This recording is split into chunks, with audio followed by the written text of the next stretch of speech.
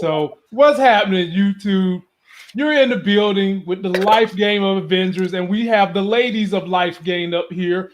We've got the sister Moochie. How you doing tonight? And we got the living Hi. legend Larry, who's doing whatever kind of dance he's doing. And y'all know what we here for. We here to review episode 3, season 4 of Snowfall. And man, they ain't pulling no punches. They got to the business immediately. So Muchella, give me your 1 minute feelings on the episode. Then we'll start breaking it down clip by clip after Larry. Okay, look, I got my little book.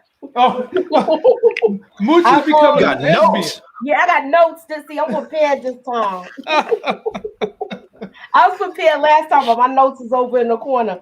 But I feel like it was a build-up episode because you know how once it gets up to episode 6 and 7, it's like a climax. So this was a build-up episode. It came in with a bang with the first 2 episodes, and I like what was going on. It was some things that I didn't like that was done.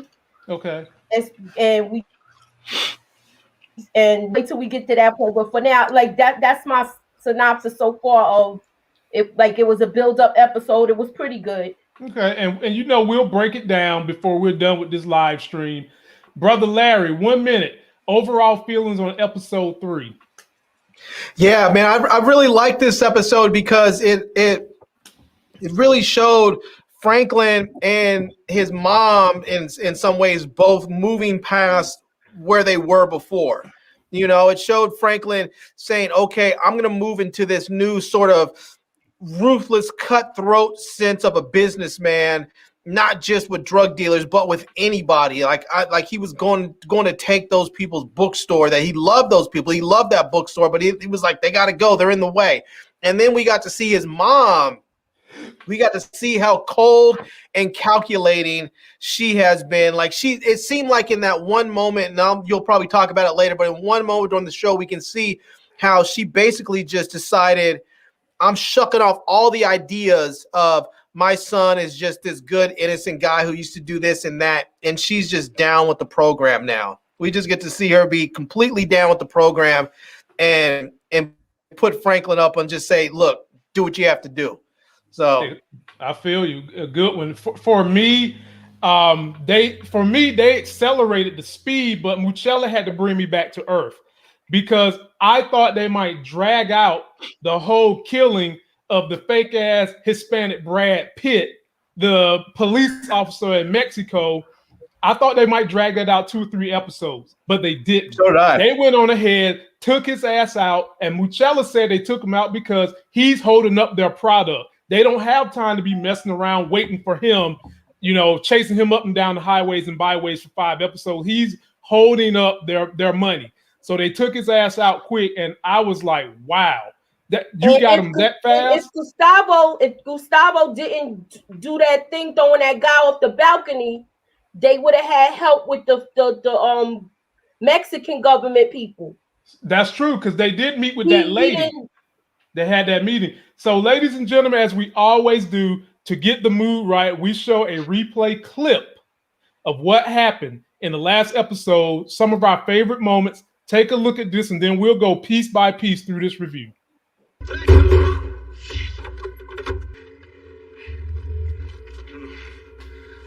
you don't have to hit me. We can work this out.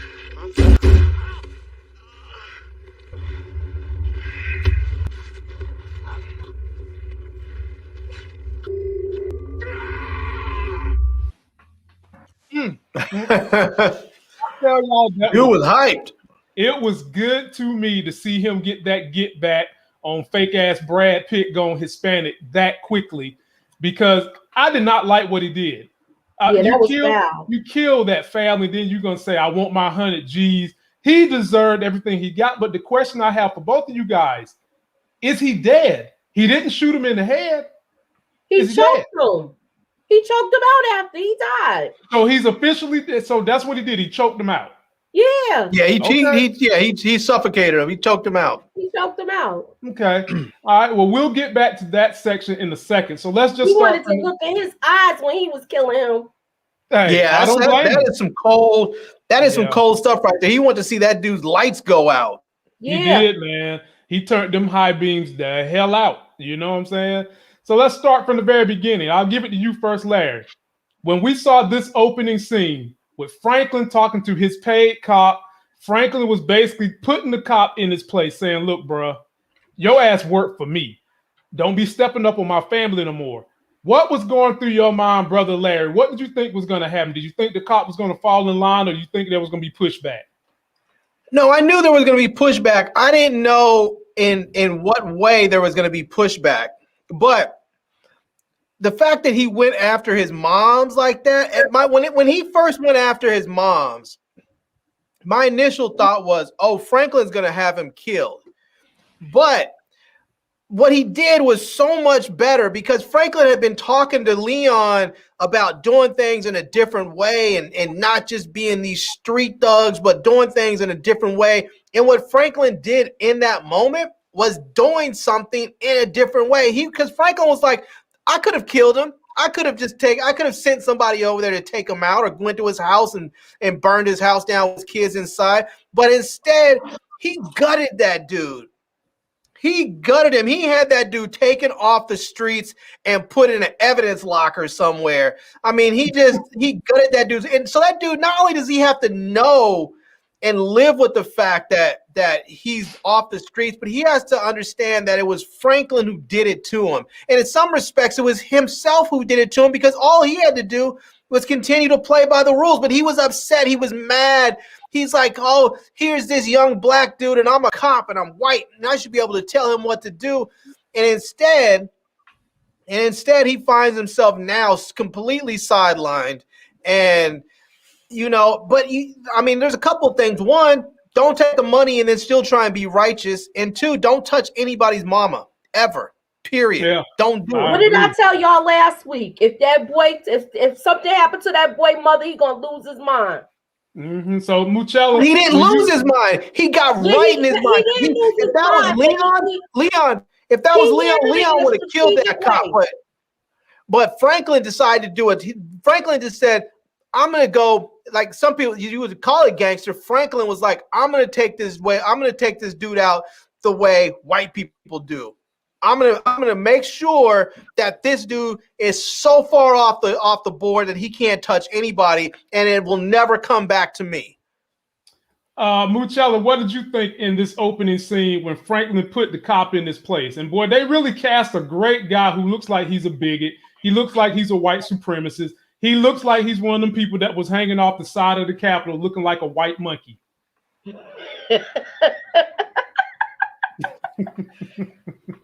I'm gonna have to push back on you on that one, Lamar, because I'm not sure this dude was a bigot. I think he hated him because he killed his partner.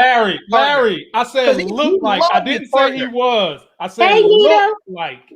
I didn't say he was. Hey, Nita, I like your background. Go ahead, Muchello. I feel like I like the way he was talking to him, letting him know, like, you are not in charge. You are not in charge. You took the money, so you can't go and do what you think you're gonna do. You don't call the shots here. Don't come to my father's shelter and don't hassle him. That's right. Don't mess with any of my family. Right. And like a G. And ladies and gentlemen, we do have Nita, the diva, in the building. Got the Snowfall poster in the background. Got the fresh on deck makeup. Eyebrows look like M's from McDonald's and everything. The chick is stunning. Got the hoop earrings going. Nita, tell us about this opening scene with Franklin and his old cop. His days are numbered. That's all I'm saying. His days are numbered. Sorry, you guys. I got new Invisalign, so if I don't sound the same or sound like I have a lisp, it's because of that whole thing going on. Okay, you good.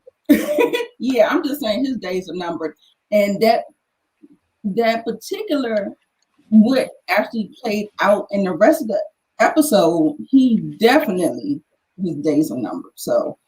Oh yeah, you saw that coming. All right, folks, we're gonna move on to the next clip. Now, in this particular scene right here, when Gustavo got knocked out, I can't lie to y'all. He got hit in the head, and then he winds up in this little warehouse. I can't lie. I thought it was Fuentes and those cops. I did. It turned out to be your boy Teddy. And this is when Teddy revealed that he works with the CIA to Gustavo. Now, Larry, what was going through your mind when this whole scene broke down? Yeah, when he told him, I think that, I think Gustavo was like, come on, man. He's like, look, man, we've been through too much stuff. But, at the same time, when you see all this stuff, I feel like Gustavo was like, he was sort of like, I knew something was up, but he was sort of relieved at the same time because he was like, he obviously knew those dudes had him. They could have done whatever they wanted to with him, and nothing happened to him. So he knew that he was good, Right. And I was really surprised that that Reed chose that point to reveal himself. I feel like he could have still maybe had the dude knocked out or something, taken somewhere else. And then when maybe he comes in like he's rescuing, Gustavo or something, and then they later go after him. But it was a good way they played it. I like the fact that he revealed himself to him because now he knows what he's into going forward. And I like the way Reed put it to him when he said, look, man, I'm CIA. And now that means you're with the CIA too. And Gustavo knows once you're connected with a dude who's in the agency, no one's ever going to believe you that you didn't know. Mm-hmm. It's not like you can go and say, I didn't know the dude was a Fed. And so they're just going to be like, we don't know. So you got to go. You got to die. So he knows Gustavo's in it for the long haul with him. Lucella, what was your thoughts on this scene? I'm like, he revealed himself as him being in the CIA. My first thought was, when is he going to do that for Franklin? And at first, when I saw him in the chair, I did think he was going to die. I thought that the police, the other people had him. Mm-hmm. Okay. Moochie. They told him. Yes. Moochie, Franklin, he already knows that. Franklin and him already have established that. Franklin told him that he was in the CIA. It was actually Franklin's dad who said, you need to look into this. I think this dude's with the agency. And when Franklin did his research. Franklin did all of that digging, but I don't think he knows that. No, he does. He already knows. He confirmed it. He and Reed talked about it a while back. And that's sort of the whole storyline with this bookstore, is that these bookstore people were the ones that helped him do this research. Okay. We didn't get. When we get to that, I got a whole lot to say about. Oh boy, I know. Some of y'all who love Franklin is on the outs, and some of us think he was just growing up in business. We'll get there. Nita, what did you think about this scene with Gustavo being caught and essentially his butt brother done revealed to him he's CIA? I thought he was. I thought it was the police people too, because I thought they was going to be anticipating him coming, and I think that the CIA dude, he revealed himself because he knew that the line that the police crossed was too great. Like he wasn't going to stop. So I'm saying it was just like one of those things. Like, okay, what do? I got to kind of reel him back in, and I think he was just out of desperation. He probably just did that because the line was crossed. He's drawn in the sand. What happened to the kid? I don't know. Yeah. Where is the kid? Where is the kid? Where's the kid? I thought he was gonna fall in line though after he told him he was in the CIA and we're gonna have this. We got to take care of this quietly. Nah, bro. I'm assuming that the kid is okay because Gustavo said the kid's an orphan now, so he didn't say anything. Gustavo didn't say anything to the effect of like, the kid's missing, or the kid's dead, or the kid's somewhere. Right. He said the kid's an orphan in such a way that led you to believe that the kid was safe and okay. And that his biggest we need confirmation of that, Larry. They need to give us confirmation that the kid is safe, is okay. I need more than just hearing he's an orphan, because when I hear that, I'm thinking, okay, the kid is missing and he's an orphan because his parents is dead. That's what I'm thinking. Well, you're right. His parents are dead, but that's what's making him an orphan. But I think the fact that Gustavo is just like the parents are dead and the kid's an orphan now. I think him saying that is leading us to believe that that his most pressing concern about the kid is that he's an orphan and not that the kid's missing. I feel like if the kid was missing, his more pressing concern would be, we need to go get this kid. And he'd probably be less likely to go kill this other dude until he had the kid back. So I think the kid is safe. Okay, well, we'll find out. All right, now we got to talk about another chick up here who I have predicted to you all is going to kick the bucket. I don't know when. Larry thinks she's going to survive. I think Nita thinks she's going to survive. But me and Mooch, we here. We think that somebody going to clip this chick. And before we discuss her, be sure to subscribe to everybody's YouTube channel who's on this panel. We all have channels. Nita's trying to grow her social media. So is Moochie. So is Larry. Subscribe to everybody. Now, this is what I'm talking about. The reporter Irene here giving the googly eyes to I think he's a detective who wants Franklin bad. I mean, he wants Franklin more than Halle Berry wanted Justin McKnight in one of them white movies she won an Oscar for. He wants Franklin. What? And Irene, the reporter, she wants to get this information. So Nita, I'm gonna go to you first. What do you think is going to happen to this kind of scratch my back relationship between Irene and this cop who has already basically given her too much information as it is? Right. I felt like he kind of like signed her death warrant. Like I was like, oh no, she's about to be Professor Jabari, you know? So Wait a minute. Wait a minute. Oh, Nita, man. She's doing crossover events on us. No, crossovers. You did not go there, Nita. Boy, that boy. She just treated your question like Allen Iverson, just crossed over. Oh, I know what you want, Larry. Let me give this to the people. Anita, you deserve this. This is for you. We just talk about practice. We sitting here, I'm supposed to be the franchise player, and we're in here talking about practice. I mean, listen, we talking about practice. Not a game. We talking about practice. Not a game. We talking about practice, man. I mean, how... Good toss, Nita. We're talking about Snowfall. Mm-hmm. Snowfall. Not Power. Right. Snowfall. So Moochie, what were your thoughts on this little relationship that's coming together between these two? Her ticket is about to be punched. Thank you.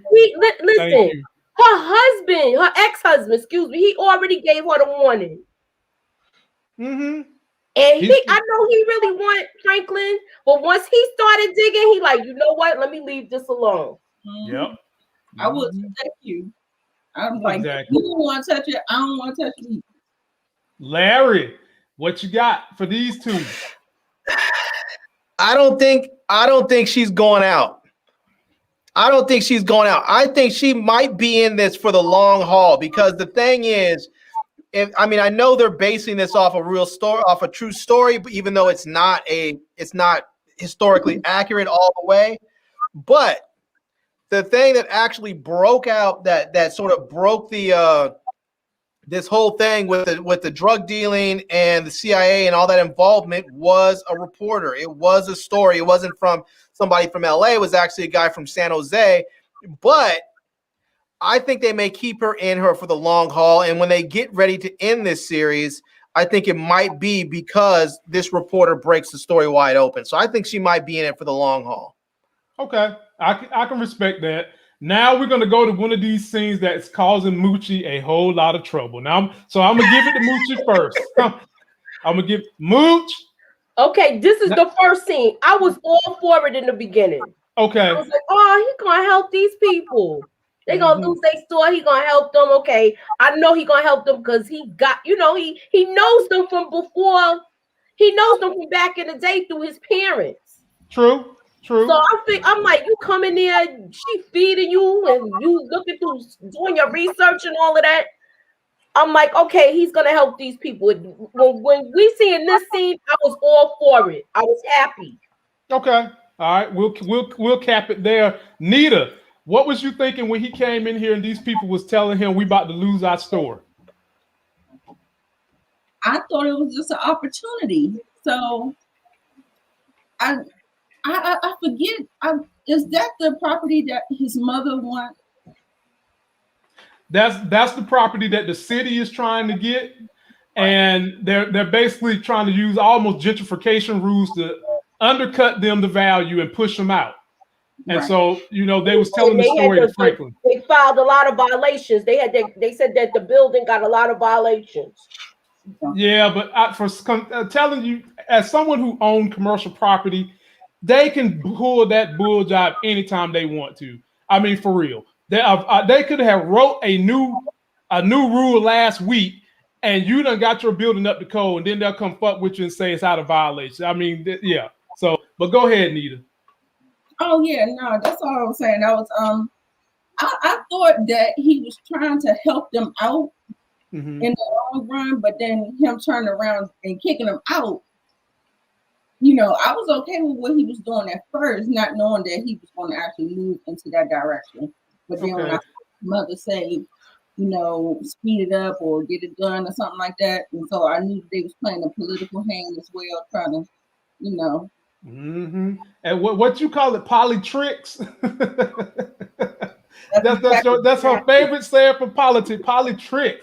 Right. Oh, Larry, I give it to you, man. But I'm gonna go ahead and say this, Larry. When he walked into this store and they had that sweet moment, I knew that this was a speed bump in the plot. I knew something dirty was going to happen to these people. I didn't know what, and I didn't know who was going to do it. But I knew something dirty was going to happen. Well, what did you think, Larry? Yeah, I knew exactly what was going to happen. I knew he was taking that property. And, it was just a matter of, is he going to take it by money and finesse, or is he going to take it by force? I knew he was going to get it.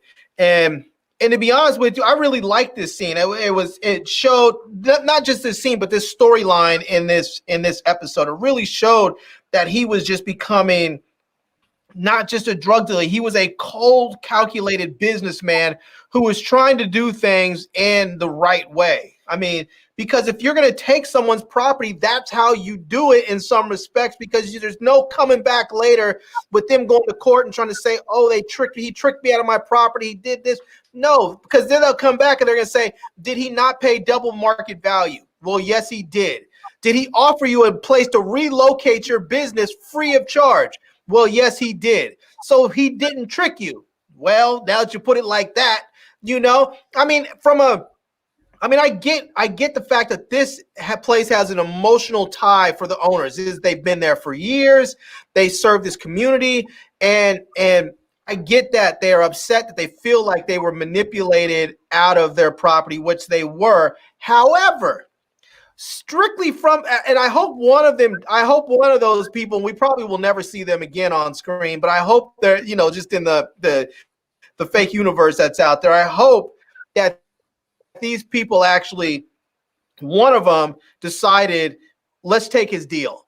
Let's take his deal and move to the other location, because even a mile away is still going to be serving that same community. So even though they may not be in the same location, they could be, like he said, it's a mile away. It's bigger and it's nicer.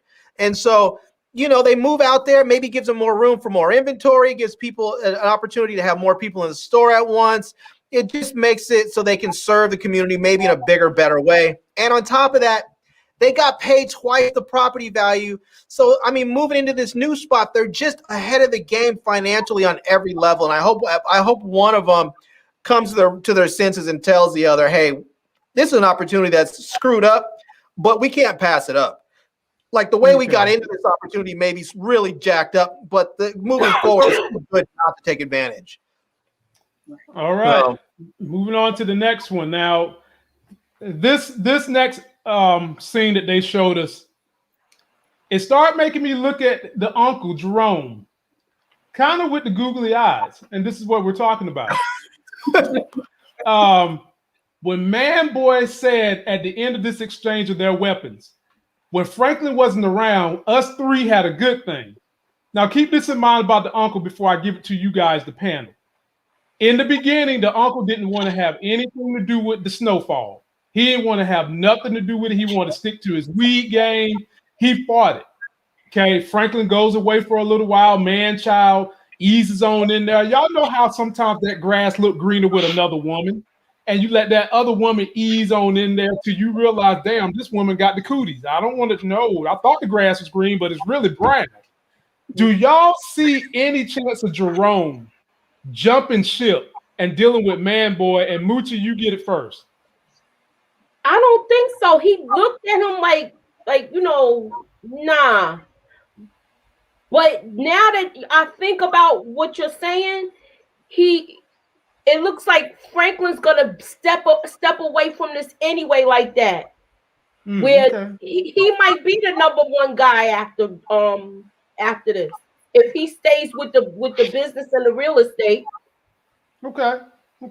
Anita, what you think?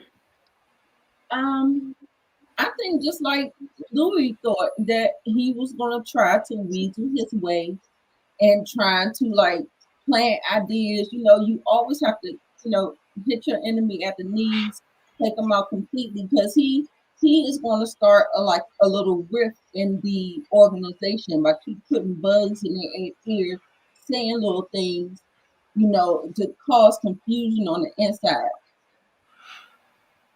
Okay. Get with that. Larry, what do you think? Yeah, absolutely not. There's no way Jerome's going over there to work with Man Boy. Not going to happen. I think that they had that little exchange in the moment where Man Boy tried to. It seemed like he almost was trying to punk Jerome in a minute, and Jerome looked him dead in his eye, like I will dead you right now. He looked at him in such a way, like like I don't like doing this, but don't get me wrong, I will do it. And and I think Man Boy needs to really just settle back and just let things happen for him instead of trying to push the issue, because the thing is that obviously he doesn't understand the support that Franklin has, but also the thing is that Man Boy can never replace Franklin. Like, he thinks he can replace Franklin, but Reed would never work with Man Boy. Because Man Boy's he's too much of a wild card. He's too hot-headed. He's not stable. I can't say for certain, but I'm almost willing to guarantee that Reed was out there looking for someone like Franklin before he found Franklin. Like, he probably dealt with a few other people like Man Boy and some others and didn't like what he saw and how they were moving. And when he found someone that was smart and calm and thoughtful like Franklin, he was like, that's my dude. And that's why he rides with him. And he would never, even if Man Boy took Franklin out, he would never roll with Man Boy. Okay. All right. We'll see what happens with that. I got my eyes on Jerome because through the trailers, we've seen some things that might happen. Here we go. I'm going to give this to Anita first. This is the politics area. So they done went and got this dude that looked like Colonel Taylor from a different world. Every time I see his black ass, he's a bad guy. Everywhere you go, when you see him, I know. When you see him, you know some stuff about to go down, and he's on the wrong end of it. But Anita, when you saw Sissy walk into this man's house, you saw her talking that business job. She's a real estate agent. What did you think was going to happen between these two? Did you think the deal was going to get cut? No, I mean, not right now. I just think he looks so greasy. Look at him. He just look. I can see it coming down the line. Okay. I don't think like right off the back, but yeah, he looked like he's greasy. Oh goodness, Larry, what did you think about these two and Sissy's meeting with him?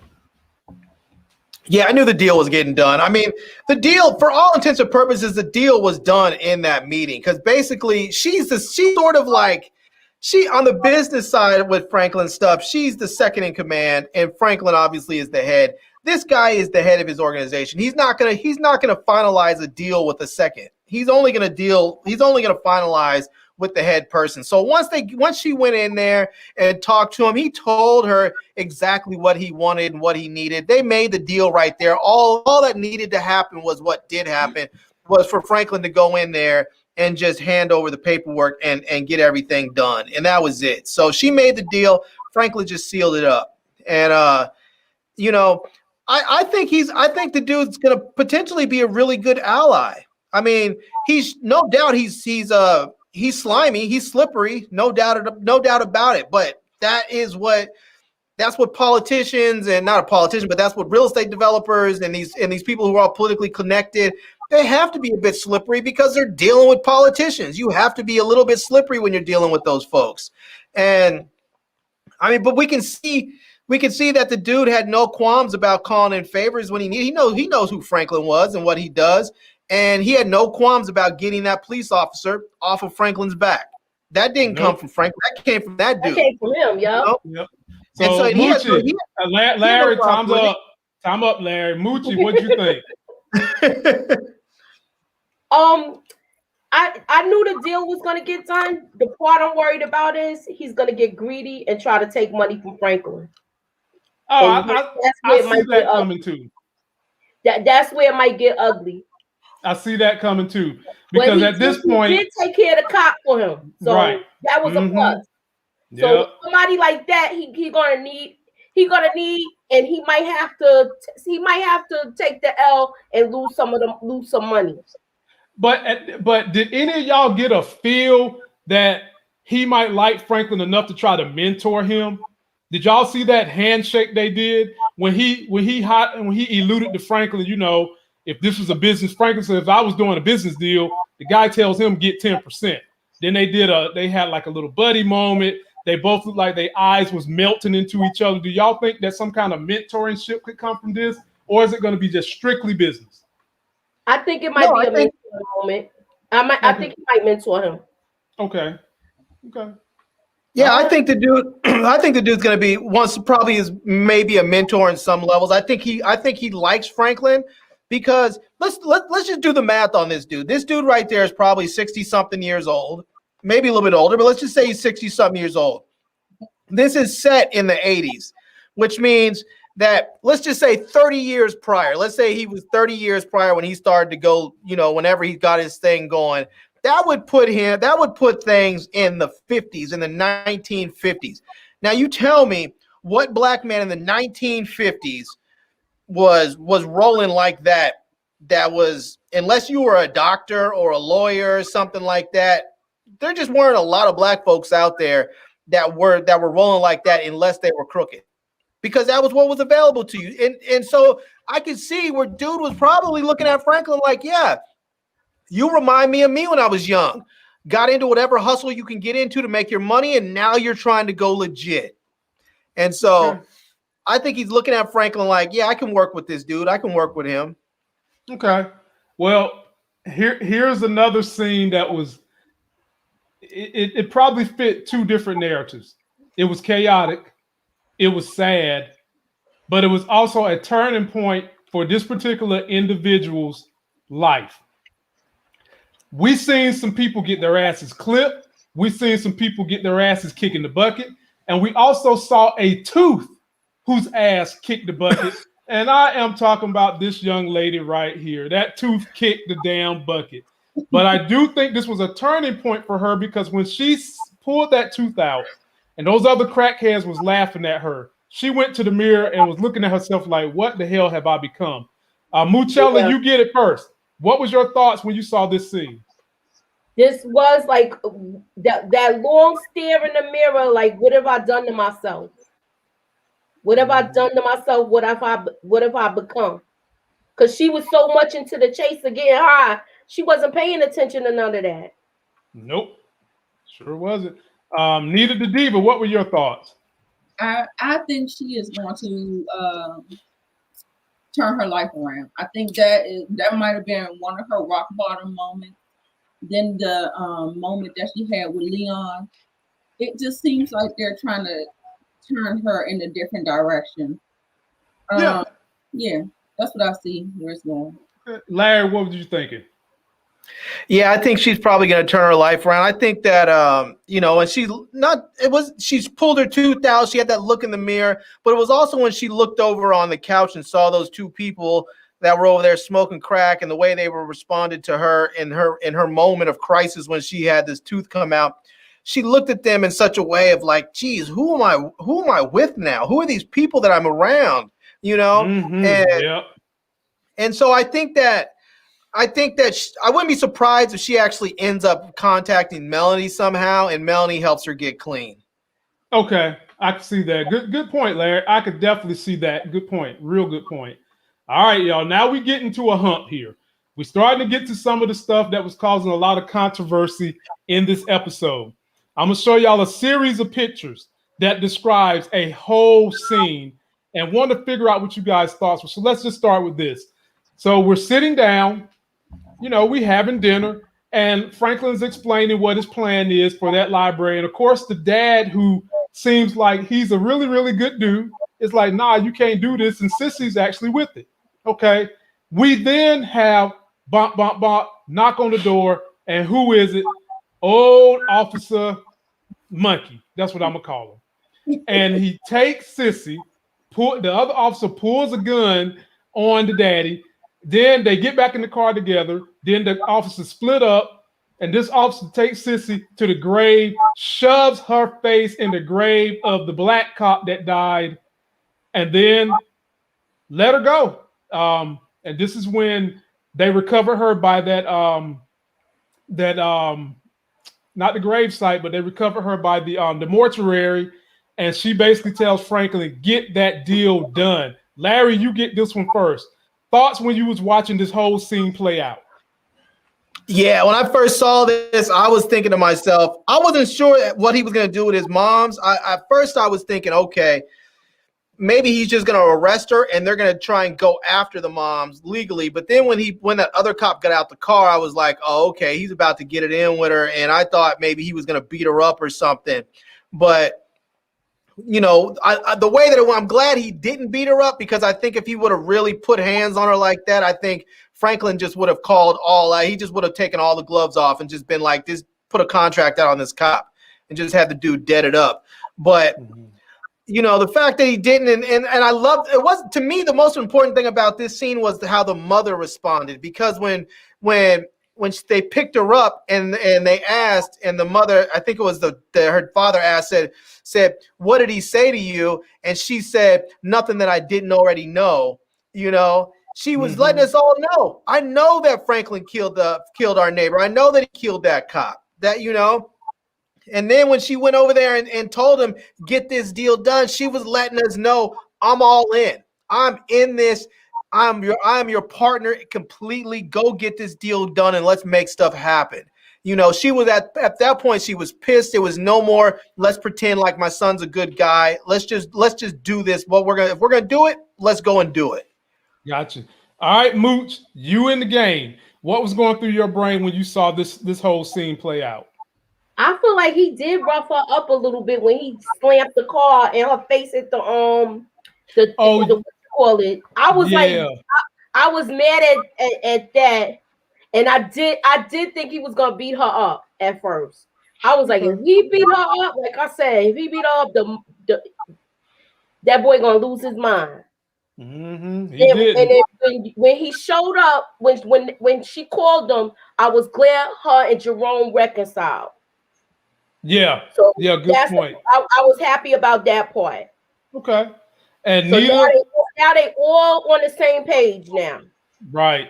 I mean, sometimes, events like that do bring you together when you've been squabbling. So Nita the Diva, what was going through your mind when this scene unfolded?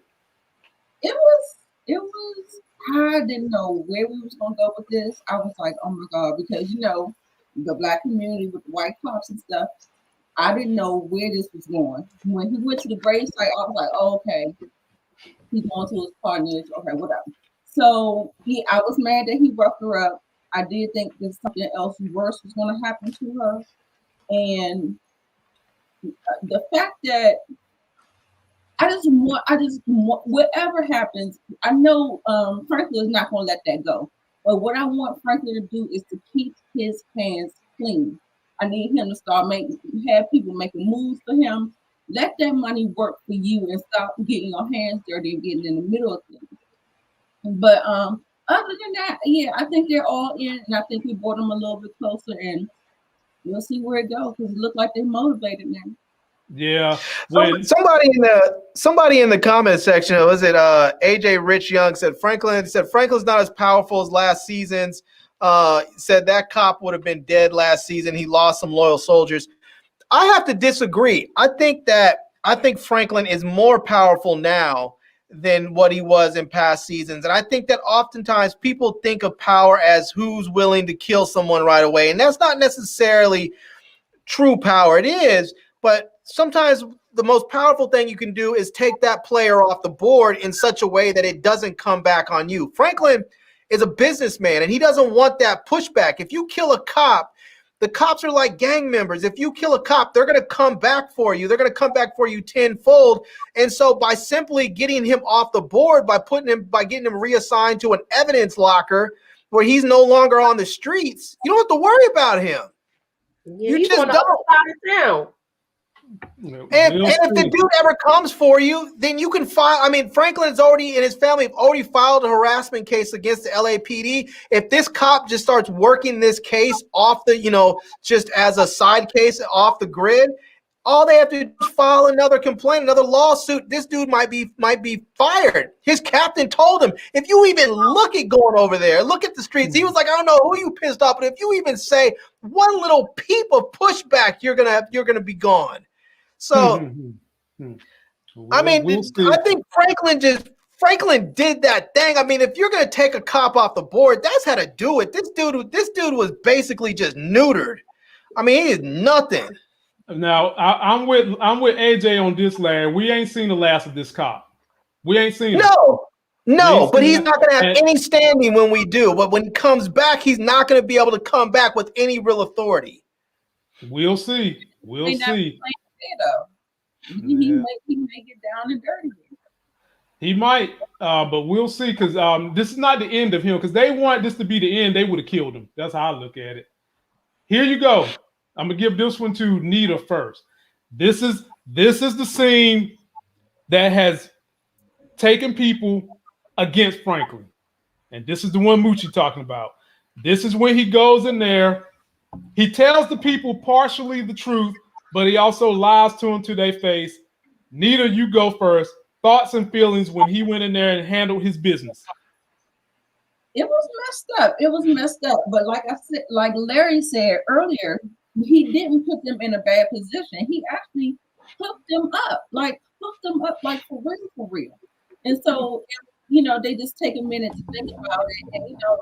And sometimes older people, they like to get their heels in the ground and stuff like that. But if you look at the bigger picture, I feel like he didn't really do them dirty. He gave them all that money. Like, you got all that stuff, but you can get somebody to hire somebody to come get this. You got until Friday. Oh, well. Oh God Almighty. Larry, what was your thoughts on this scene? Yeah, I think this is one of those things where I think that, he probably could have had the conversation with them a little bit differently. Maybe it would have helped ease. But I think at some point he should have asked them. He should have asked them, look, what's the real thing that you're looking to do here? Do you just want to be attached to this particular building, or do you want to serve the community? Because if your true interest here with this bookstore is to serve the community, it's supposed to be a place that people that are often, shoved away from knowledge can come here to acquire it. If that's your true intention, then take this money and take the larger store that I've offered you and serve that end goal in a bigger way.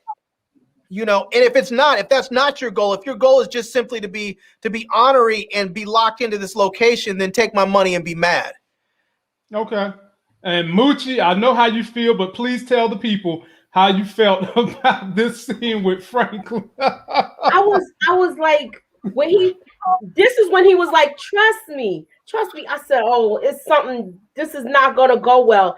And then I'm looking at the man, he doesn't remember stuff, because remember in the beginning, he thought he ain't seen him in a long time. Yeah. And he just saw him a couple of weeks ago. Mm-hmm. So I feel like he took advantage of them.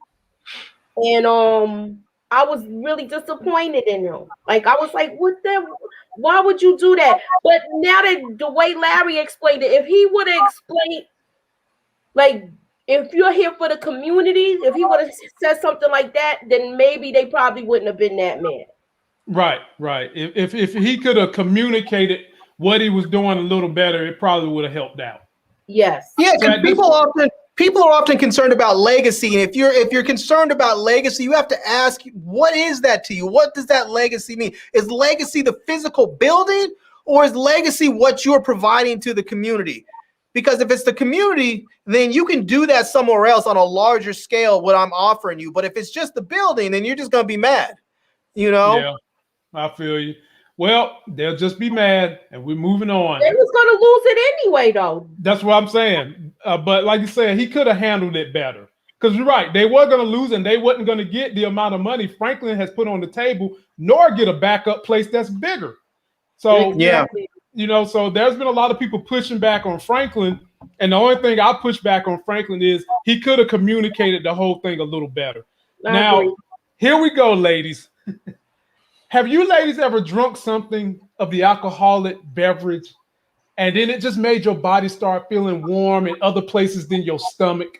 You know, maybe, you know, below the waistline, and it makes you look at somebody with a look like this and say, why don't you stay tonight? Well, they gave us the softest side of Irene last night, ladies and gentlemen. She was drinking some of that panty juice stuff, and husband was fixing sinks and stuff like that. Y'all know how women love plumbers. And she asked him to spend the night. And you know what the brother said? The brother said, I'm in a relationship. And she gave him this look right here. That's like, whoa. Like, what? Whoa.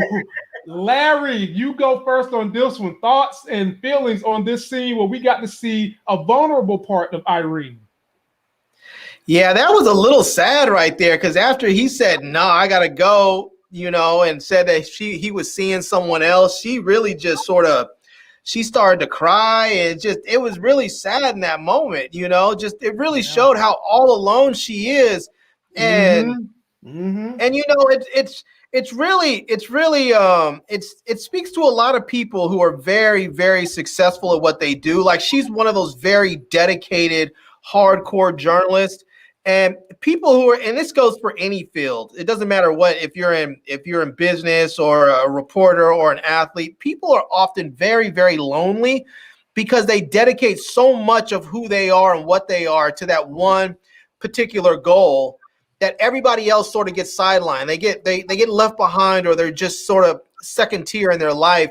And eventually the other people get tired of being second. And yeah. I mean, we see it all the time. We see it with business. You'll see CEOs that work 16, 18 hours a day, and they get upset with their wives. Why did you leave me? Why did you cheat on me with the pool man? I gave you everything. You have this big, beautiful home and cars and maids. And they're like, yeah, but I don't have anybody to love me with it. And the pool man was there, you know? And so, you know, it's the same thing. It's like she's up there, she's running around chasing all these stories and writing these great stories and becoming this renowned journalist that people are fearful of. When she walks into a room, people are terrified. Like, who's there? Here's this reporter that's gonna make me start talking. But that all comes at a cost, and we see that the cost was with her relationship. It's gone, you know? Yeah. I mean, she had enough of a good relationship with him that he still comes over and fixes stuff, but at the same time, they're not together. Moochie, what'd you think with Mr. Fix It and Miss I drunk some hot sake and my panties is warm? She got turned down. She got turned down, and the look on her face was like, "Really? You turning me down?" You know, she said what you're supposed to say. I'm happy that you found somebody, but she really didn't mean it. No, she didn't. She wanted him to be available for her. And I want to know why her daughter don't like her. Right. That's I think that. Yeah. It's the same thing. She let her career come before her family, husband and daughter. And she might be resentful. So, you know, sometimes it's hard to find that balance by people when you're dealing with anyone who's in a high stress, high attainment career, whether it's lawyer, doctor, engineer, a CEO, like Larry said, it's hard to find that balance. And then when you sit back, you look at your accomplishments and you have all these things, you don't have anyone to keep that bed warm for you that you really care about. So I wonder if this is going to make her vulnerable for the rest of the season. I guess we'll find out, because they could be putting this new cop that's giving her all this information. He might be feeling two voids. We'll see. I was thinking the same thing. I was like, that might be a new love interest. What'd you say, Moochie? With the other information. Yeah, I mean, look, all he got to do now is say, just show me where to put it. He done gave her everything else. Show me where to put it, and maybe they'll do the thing. I don't know. Here we go to the next scene, and Moochie, we're gonna come to you first with this. Now, I was rooting for Gustavo. I can't even lie. Y'all been hearing me say this since last week. I've been rooting for Gustavo, and when they went to this club.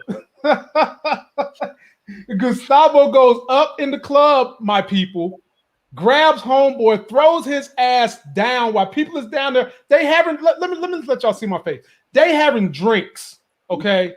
They're having their dinner meals. People down there dressed up. It was a pool down there, for God's sake. He threw his ass down there and then carved $100 grand on his head. And then we get the old fake ass Mexican Brad Pitt standing here like, who the fuck are these guys? Larry, I mean, Muchella, what was going through your brain through this whole scene when Gustavo goes through the club like a madman, grabs this little brother right here, throws him down, carves up $100 grand, and then here comes Mexican Brad Pitt. I called it last week when we said, who do you think that was? And I said it with him. You did say that. You did. Shouts out to the Mooch. He tossed his ass like a sack of potatoes off of that balcony. Man, let me tell you something. That sack of potatoes ain't have nothing on this brother. Anita, what was you thinking when you saw this? Was it not crazy? Trouble. I'm telling you, that's why Teddy had to play his hand like that, because he knew that he was like off the leash. You know what I'm saying? So. Yeah, Moochie did call that last week about that being him. And yeah, that's pretty much, I enjoyed it. I ain't had no problems with it. Me neither. I had a Mexican Brad Pitt talking about we need to get out of here. Yeah, but the CIA lady, she called it already. She said if something happens, they're going to run to that house. Yeah. That's what she said. She told them that. So, and they she was prepared. DFS, actually. He said, Gustavo was like, you know what? I'm gonna push this along a little faster. It's taking too long. That's what he did. Larry, what was your thoughts on this whole scene? And everybody knew Gustavo. I mean, even before this, he had a loose screw anyway. But it was a kind of loose screw you could deal with. He really unscrewed him when he came home and saw that blood on the floor. Larry, thoughts on this scene? Yeah, I don't think that was a loose screw. I think that was what he doing, and Reed, and this was, and I know a lot of people are thinking, oh, this was wrong because Reed let him, Reed made it almost seem like it was your fault that we didn't have the Mexican government because if you didn't throw the dude off the roof. But Reed sanctioned this. He knew when he drove this dude to that club and let him out the car by himself. He knew exactly that what Gustavo was going to do. He knew Gustavo wasn't gonna go over there with a silk glove. He knew he was going to go put hands on that dude every which way from Friday, which is exactly what he did. So I think Reed wanted this to happen like this. I don't think he wanted the Mexican intelligence agency involved with them going after and killing this dude. I think he wanted to go it alone with Gustavo and set it up so that it would happen. Okay. Well, you know what? It don't matter to me. I enjoyed every minute of it. Gustavo, Javestro, or whatever you like, he got his revenge, and I was satisfied. Now, this one I'm gonna go to you first, Larry. I'm interested to see what you got to say about this. This is the power brokers meeting. This is when the two kings sat down with each other, and the deal was sealed. Thoughts when you saw this deal get sealed, Larry? Yeah, I mean, I knew it was going down. I knew this was gonna happen. I mean, the dude wanted to sit down with Franklin and see. I think the reason why things went down that way, he wants to do more business with Franklin, and he wanted to have him. He wanted to sit across from him and look in his eyes and see what this kid's about. He wanted to know Frank. He wanted to look at him and know, is this somebody that I can deal with? You know, because if Franklin would have came in there looking like some sort of thug or acting like some street dude, he probably would have been like, okay, I'll get this done for you, and then I don't want to deal with you anymore. But he looked at Franklin, he watched him, he looked at the way he moved, he listened to the things he the questions that he asked, and I think he's looked at Franklin and said, yeah, I like this kid. He's young. He may not have the experience that he needs yet, but I can help him get there. I think he's gonna be a mentor in a lot of ways. Don't get me wrong, the dude's slippery and shady. He's gonna try and extract as much money out of Franklin as he possibly can during that process. But I think he's gonna try and do right by him. Okay, Nita, thoughts on this scene? Yeah, you know, he does seem like he did admire him for the way he moved and stuff like that. And this could turn into an allyship. But like I said, with those people, there's still going to be some kind of back end that he's going to come at him sideways some kind of way. And the good thing about how they're playing Franklin, like, I like that they still have some flaws with him, and that way we have somewhere to go with his character and stuff like that. And so the mentoring could turn out to be something good. And you know, he got some wisdom with him, and he seems like he needs a little bit. So, yeah. Okay. And Mooch, last but not least, what did you think? I think he likes him because he sees that he's educated, and he sees that he just doesn't want to do this. He wants to be a businessman. He's just doing this right now to get money, and he doesn't want to stay in this. Okay. I mean, hey, you know, every drug dealer wants to figure out a way to not end their career in the two ways that traditionally end. Either you're dead or you're in jail. And maybe he's going to try to give Franklin a way to get out of that. We'll see. We'll see. I still think at some point in time, these two going to bump heads on something. It's bound to happen. No way around that. Yeah, Franklin's probably not going to do something that he wants him to do, and that's how it's going to go bad. Or it's going to have something to do with money. It's definitely going to be about the money. I mean, almost everything is about the damn money. It don't matter where you go with. Hell, you go to Walmart to get your prescription. That shit's about the money. I mean, it's going to happen. We'll see. Yeah. All right. Now, this is a scene that I think we all can say unanimously we enjoyed thoroughly.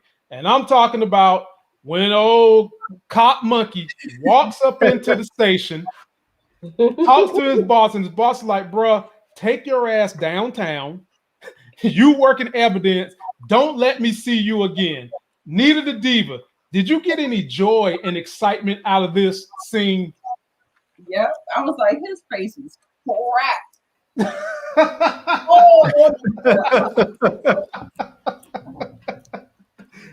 But see how he did. He straight punked him like no cut cause. He wasn't being not. He was crass about it. He was just like, you know what? Get the fuck on. I was like, oh, okay.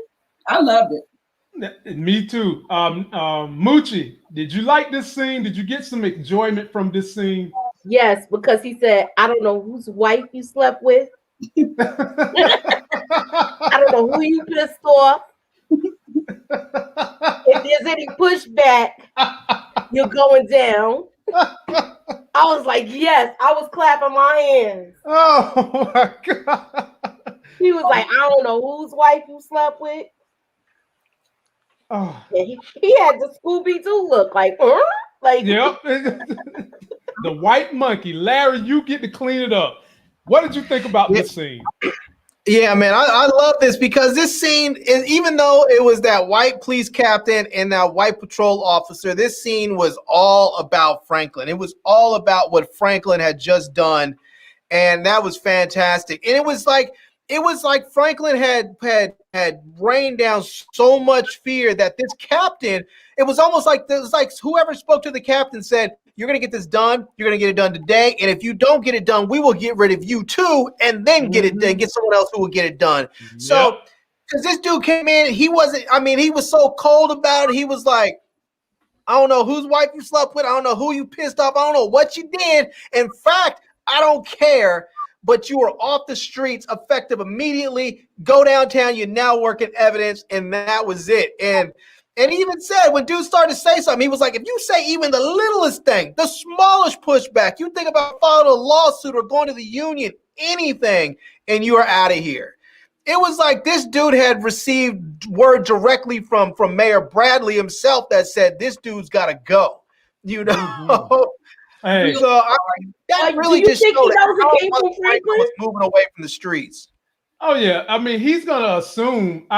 There's no way he's not gonna assume somehow, some way this is connected to Franklin, unless he's got dirty dealings with multiple people. Which, for all we know, like he's just a dirty cop all the way around. That's why he trying to figure out where it's coming from. It could be, but if the last person he accosted was Franklin, and he knows how Franklin moved, he's got to assume it's Franklin. Or he could be one of these dudes that be like, you know what?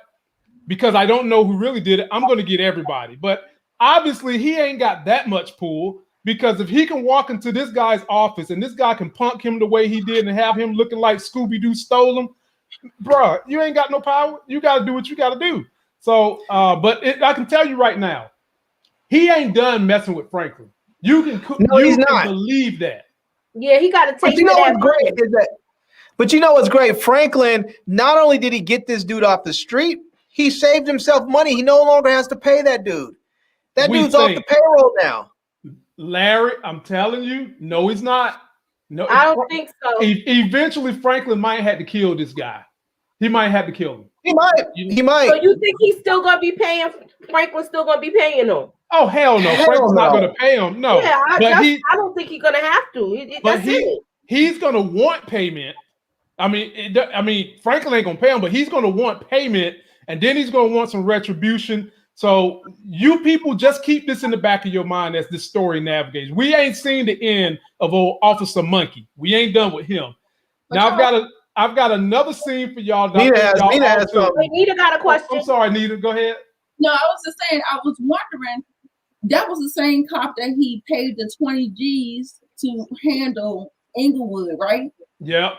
Now, what if he threatens to go back to them to tell them that what he was trying to do, or trying to expose him in some kind of way that will kind of keep Franklin playing the hand, or have them going after Franklin and setting up some kind of confusion or something? Franklin got so much dirt on him too. I don't see him going after Franklin in that manner, because Franklin got a lot of dirt on him. Franklin's got as much dirt on him as he think he got on Franklin. But Larry, what do you think about her question? Yeah, I mean, he could try that, but I just don't. I mean, he can go holler at Scully and his people, but I mean, for one, he'd have to get to Scully, which I don't know if he would.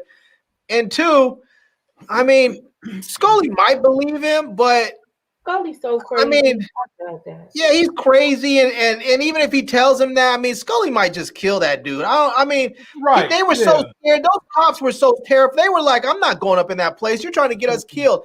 I think they're way too scared to go over there. Yeah, I mean, if I saw Cuba Gooding Jr. looking the way Scully looked, I don't know if I want to cross the street with him either. I'm gonna just keep that thing real. And as we move on to the next subject, a scene that I think everybody enjoyed. Be sure to subscribe to my channel, Larry's channel, Moochie's, and Nita. All the information in the video description. I think we got joy out of this because we wanted Gustavo to get some get back. So this is after they toss homeboy off the roof like a sack of groceries, and they get to Fuentes' house, the Hispanic Brad Pitt. They get to his house. And when they get there, Teddy gets shot. So does Gustavo. But did that stop them? Hell no. They get down here as Fuentes is trying to get away. Gustavo gets his ass, points the gun in his face, puts two in his kneecaps, and eventually choked him the hell out. Lights out. Moochie, thoughts on this scene? Was it gratifying, and did they pay off this character the way you wanted it to be paid off? He should have asked where the kid was. Okay. He should have asked where the kid was, and he choked the life out of him and watched him die. That's the part I like. And the two headshots in the beginning when they were sitting there playing cards. Oh, Remind me not to ever come to New York and make you upset. Larry, it's on you. I mean, I'll tell you, there's something about this scene that we haven't talked about that hasn't been mentioned, which I think is such a I mean, just from a geopolitical standpoint, needs to be addressed, and that is, we watched a CIA agent go over into Mexico and kill a police officer. Could you imagine if some other country's intelligence officer came here and killed a cop? Could you imagine how much crap that would start? I mean, Larry, I can't imagine, because we've just seen people go storm the Capitol from south of America itself, in Georgia, Texas, wherever the hell they came from. They hurt cops and ain't nothing happening to them. Yeah, but those were American white people. They don't count because Americans don't think of them as anything bad. That's just the way it is. But could you imagine if a Mexican person, if a Mexican intelligence officer or somebody from Lebanon or someone came over here and shot a cop and killed him like that, killed a whole, I mean, there was a bunch of cops and they killed them all. That would be, I mean, it would be a huge international incident. But I like the scene. I thought it was a really great scene. I thought this thing went down pretty, with the exception of Teddy getting shot. I think it went down exactly how he wanted it to go down, where they went in there, they killed everybody, they didn't leave any witnesses that we know of, and Gustavo got to kill dude by him, actually got to take dude out. So I think it went down the way it was supposed to go down. I think what we saw at the very end of that scene is that Gustavo's still going to be a little bit off the chain, because the way that we saw him, he killed that dude and then he just screamed out with just like this major release. I think he's still really, really angry. And now now that he's killed this dude, he got the revenge he wanted. He still has to contend with the fact that his partner is a CIA agent. And now he's going to have to come to some realization and reckoning with that. Yeah, and they tied together forever at this point. Nita the Diva, how did you feel about this scene? Did it give you the satisfaction you wanted, considering old Officer Brad Pitt Mexican did what he did last week? Yeah, I actually enjoyed the build-up of this episode, because episode 1 and episode 2 was so chaotic and a lot was going on, and I kind of really liked the setup and the build-up and how they paid it off at the end. That car scene right there, love that right there. That was it for me. I was shook that they had got shot. Didn't they both get shot? They both got shot. No, just the one. Yeah, just that one. The other guy getting out the car is Fuentes. I'm talking about yeah, that's right. Yeah, it was 2 in the front. Yeah, they both got shot. That's right. No, I'm talking about Teddy and Gustavo. Yeah. No, it looked like Gustavo got shot because Gustavo ducked and then Teddy shot that dude in the back. Right. Yeah. You could tell that there was some CIA training behind that, because they executed that way better than what Franklin and all of them how they did. How they got. No, you didn't go there. That other guy that kid was high. No, you did not go there, Nita. Like they said, they needed to be up. You need the high ground. Take them all out.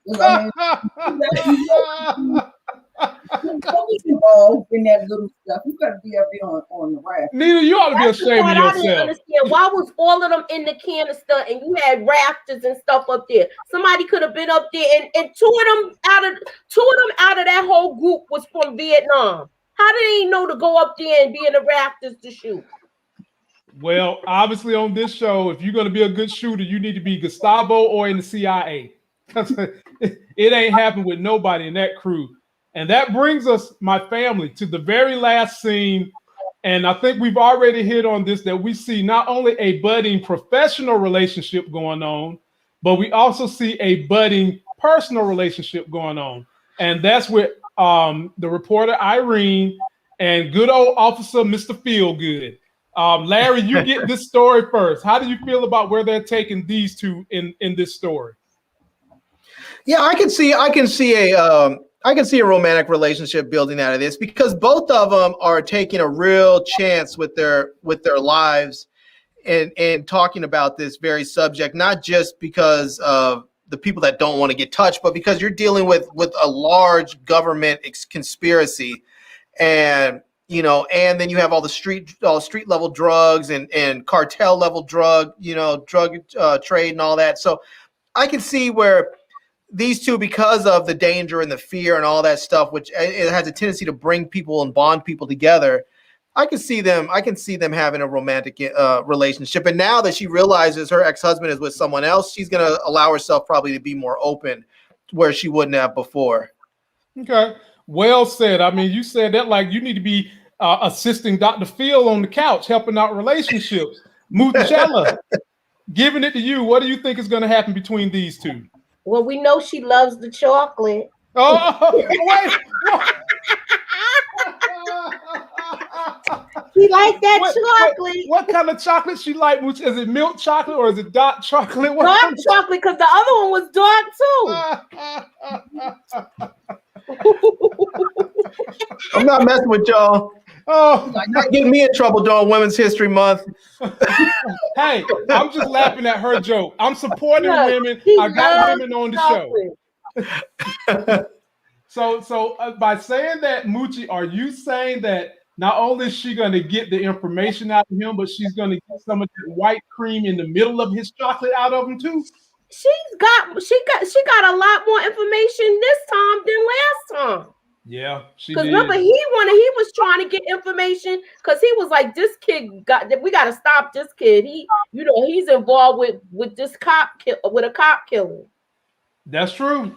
That's true. Boy, I can't do nothing with the mooch. And Nita, it's on you. Where's this relationship going with these two? It's going to be a little give and take. When one person has to put themselves in harm's way, you're going to have to end up coasting them along. So I can see the womantic, but I don't think, will it be romantic? I just think it'll be transactional. But she might be a little heartbroken because of her husband, her ex-husband, moved on. Mm-hmm. So, he gonna take advantage of her basically. Oh goodness. No, wait a minute. I got to see faces on. So Nita, let me get this straight. Gave her 1 and 2. If she continues to pursue this, she could die. Exactly. He gave her a warning. So I think one of these two gonna die. And Larry's almost about to convince me that Irene is not going to die. So if she's not going to die, Mr. Feelgood Bar here, he's going to have to die. One of these two is going to get in too deep, and somebody going to kick the bucket. Yeah, I don't think it's going to be her. Okay. All right. Well, we'll pencil it there, ladies and gentlemen. Great review from the panel. Like I said, everybody's information is in the video description. Be sure to subscribe to all their channels. And can I say one thing? Yeah, go for it. There's one point I want to say. I'm going through here. We keep talking about someone who's going to die. I'm a little bit scared for Gustavo at this point, to be honest with you, because now that Teddy has, Reed is outed himself and revealed who he is. That puts Gustavo in a real vulnerable situation because he knows all this dirt that he's done. He knows that he's gone out there and sold drugs with him. He knows he's gone out there and sold arms with them. He's gone out there and murdered, Mexican police officers with them. I mean, he knows all this stuff that Reed has done. And when it comes down to it, if Reed needs to make sure that his stuff is kept quiet, what's the quickest and easiest way to do it? Kill Gustavo. Yeah. So, I mean, at this point, I'm a little worried for Gustavo. Like his time might be limited. So, but you don't think he needs Gustavo for anything at this point? He needs Gustavo to help move drugs, but I feel like you might be able to find somebody else to do that. But even if it's not, we already know that Franklin is telling him, hey, I know you need me to keep making money so that you can fund your war. But he's asking him, what happens after this war is over? So what happens after the war is over? Not only does Franklin maybe end up out on his own where he has to fend for himself, but now what happens to Gustavo? Because don't get me wrong, it's not just going to be Reed. Reed works for the CIA. The CIA is going to want to clean all this stuff up, and the quickest way to clean stuff up is just to get rid of the people, kill them off. They're not going to care about them. They're going to be like, these are a bunch of murderous drug dealers. No one's going to miss them, and they're just going to clean house. Well, So I'm a little worried for Gustavo at this point. I'm not worried about him. For some reason, I'm not worried about it. It just feels like he's too pivotal of a character to get rid of if they're going to have some more seasons. I mean, they might, but for some reason, I'm just not worried about him at all. He knows just as much as the other guy, though, the guy with the guns. Yeah. And we saw how quickly he was ready to dispose of that dude. He walked up on that dude and put a gun. He was like, I will end you if you do not get your job done. He was like, I pay you to do a job. He was like, do your job. Mm-hmm. And he let him know, if you don't do your job, I will kill you. You mean nothing to me. Yeah, and I feel like people like Gustavo is kind of like a dime a dozen in Mexico. Like, aren't they kind of like out there? Boy, I don't know what you ladies on Women's Month have had to eat today, but man, y'all came with some jokes tonight. Boy, I don't want to get on nobody's bad side during the month of March. Not if you're a woman. I'm out of it. So, look, I'm out of it. Ladies and gentlemen, here's some other things. The most violent month of the year, March. Wow. And this is supposed to be the lucky month. And this is St. Patrick's Day. You're supposed to get lucky this month. But for those who want to know what me and Larry and the crew are going to be covering the rest of this month, take a look at this lineup of things we got to talk about. This is just what's slated on Disney Plus and on HBO Max. You've got Marvel Assembled, one episode. Then you've got Marvel Legends. Then you've got HBO Max, the Justice League, the Snyder Cut, March the 18th. Then March 19th, which I will start doing some backstory reviews for, you got the Falcon and the Winter Soldier, and we can't wait for that. Then to end up the month, you got Godzilla versus Kong. And if you're feeling real good, tonight at midnight, you got Coming to America. It already dropped. It dropped early. Oh, it's already out? It dropped at 9 o'clock. And you see it already? It's 8 early. In the chat. Oh, nice. Okay. I don't even want to ask you nothing about it because we might discuss it tomorrow if we can get through the WandaVision finale, because I'm just wondering what they're going to have in store for us. You know, I've seen some people that said don't be overexcited. I've seen some people that said we're going to be crying. But whatever happens, we're going to let you know how we feel. So, ladies and gentlemen, we will be back tomorrow. Don't forget to like this video, comment, subscribe to everybody's channel. And until that next Sexy as Hell video, which will be tomorrow, we'll all see you. Peace.